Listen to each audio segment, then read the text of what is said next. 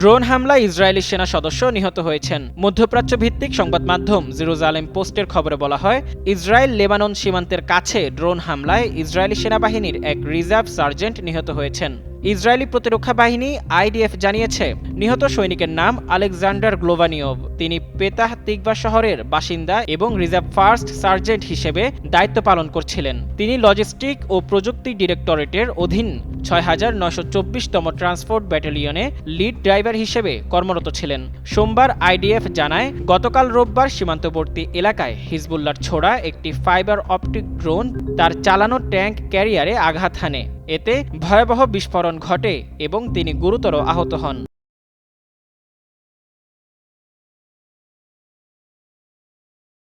পরে ঘটনাস্থলেই তাকে মৃত ঘোষণা করা হয়। প্রাথমিক তদন্তে বলা হয়েছে, ড্রোনটি ইসরায়েলি সীমান্তের ভেতরে একটি সামরিক পোস্টের কাছে আঘাত হানে। সেনারা তাকে তাৎক্ষণিক চিকিৎসা দেওয়ার চেষ্টা করলেও শেষ পর্যন্ত তাকে বাঁচানো সম্ভব হয়নি। ইসরায়েলি সেনাবাহিনীর রেডিও সূত্রে বরাত দিয়ে বলা হয়, ড্রোন শনাক্ত করতে ব্যর্থ হওয়ায় কোনো আগাম সতর্কতা দেওয়া সম্ভব হয়নি, যার ফলে এই প্রাণহানি ঘটে। এই ঘটনার পর ইসরায়েল লেবানন সীমান্তে উত্তেজনা আরও বেড়ে গেছে বলে মনে করা হচ্ছে।